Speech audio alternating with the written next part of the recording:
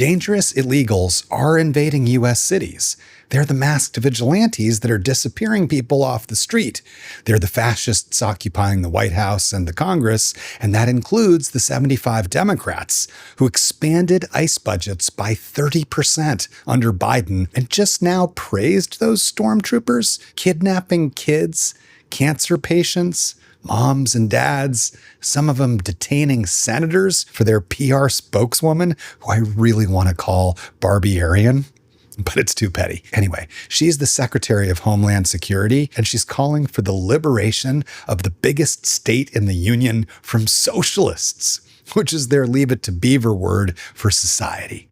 These real dangerous illegals would use the word socialist to smear Plato, Aristotle, Adam Smith, and definitely Jesus Christ at this point. So they need an education, since it was socialist thinking that created the first majority middle class in the history of humankind in the first place. It was socialists who fought for women's rights and labor rights and children's rights and civil rights and weekends and overtime and coined the word capitalism as a critique against the hoarding of all the resources of a planet in the hands of a few sociopaths who think it's their divine right to lord over the rest of us. An ideology that's been eviscerated by every prophet, poet, and priest of every tradition on every continent of every people since the dawn of time. And the real dangerous illegals, who are led by this compulsive liar with 34 felonies who are invading our cities, have done their best to make capitalism the official religion of the world. That is the New World Order, and it's the order of the Golden Calf, which idolizes money and power and violence and war. And that this cult has shamelessly dispensed of due process means they've removed the keystone principle that separates a stable society from one destined for collapse. Because when you rule by force, rather than by respect or merit or care or inspiration, you just invite the same in return. A lesson these real dangerous illegals could have learned from Confucius, Cicero, Seneca, Moses, Jesus Christ, and Muhammad, peace be upon them all, but only if they'd read. But rather than invest in humanities and sciences, they're busy cutting funding from everything that ennobles the human condition and trying to take over universities, burn all our books, and change immigration law so that anybody who isn't a white nationalist is suddenly illegal. But here's the thing about picking a fight with reality. You always lose. No human being is ever illegal, and being an undocumented human being is as serious an infraction as skateboarding in Union Square. And if you don't know what that means, you need to visit New York City, because that's the actual capital of your country, not the swamp that you were hired to drain that instead you're overflowing. And dragging a person out of their school or a job or a courthouse right after a judge just scheduled another hearing at the end of a gun because of their skin color or language is literally the work of barbarian hordes, the kind that sacked the Roman Empire. Once again, human beings are never illegal, especially not on stolen land. Land we only occupy because European invaders violated every treaty they ever signed in a project that, let's be honest, was founded not as a nation, but a business enterprise, which included the hostile takeover of not just the Americas, but over 85% of our entire planet's landmass, which 11 European countries then just carved up for themselves.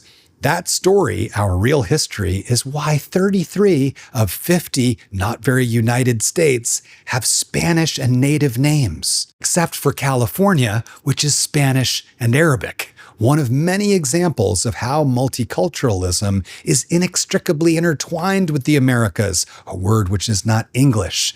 This also applies to the human race.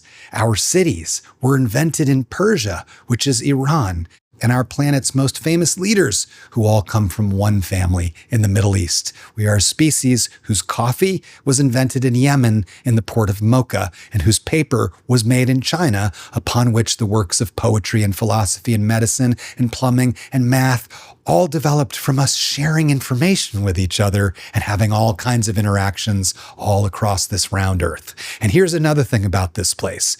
We have the right to travel around it.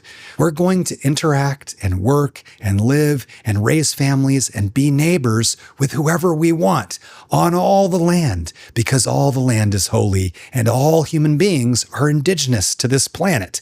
We all have rights to its air and water and soil, and by an authority much greater than you, all of us seem to be chosen to be here. And any walls you try to build, we're going to tear down, because you're not trapping us on your feudal lands and pretending we're your peasant labor force anymore. What you just watched in New York and Los Angeles, Chicago, Austin, Boston, St. Louis, Minneapolis are our cities, the capitals of our economy and culture and commerce, saying no. No kings, no oligarchs, no feudal lords, no tyrannies by any word, whether you want to call it the state or the corporation, because we all know there's no difference. And we see right through those masks. We'd recognize you anywhere.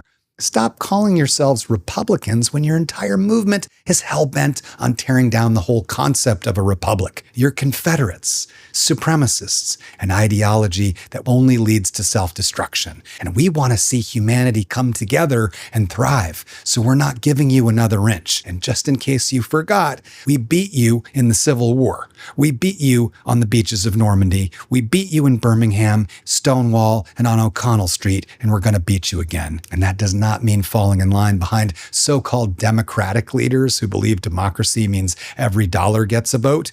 Dr. King showed us the playbook when he worked outside the corrupted party system, whose two factions have militarized our police, deregulated technology, drilled oil at record levels, and continue to unite in raining bombs down upon men, women, and children for money and pretend that that is a religion. Dr. King called out these juvenile delinquents in adult bodies, the most dangerous illegals on earth, for their worship of the unholy trinity: militarism, classism, and racism. And Dr. King set clear demands with direct action, and that's how he flipped our party system on its head and won voting rights and desegregation in one of the most racist and violent empires on earth. His next objective, the one for which he was assassinated, was universal economic rights, the right of all of us to live on this earth as equals in every empire and every village, regardless of these imaginary differences. The most absurd aspect of this predicament in which we find ourselves is that we have everything we need for a thriving world where all are fed, housed, and provided for. We have all the wealth, the resources, and the knowledge, and the only thing standing in our way are those dangerous illegals whose control over our news media leaves their crimes undocumented while they pretend to speak for us. And so we're marching again. And not just in every city, but in every nation, from Palestine to Dublin, London to Khartoum, Chicago to Shanghai to Kinshasa, Islamabad to Baghdad, from New Delhi to Dearborn, from Taiwan to Tehran. The anti-apartheid protesters and conscientious objectors in Tel Aviv to their sisters and brothers in Minneapolis. We want peace, equality, food, housing, healthcare, meaningful work, human rights, digital rights, and an end to this stranglehold of militarism, classism, and racism, an end to the segregation, a revolution in human values. And our first step is telling this regime of dangerous illegal invaders that it's time to step down.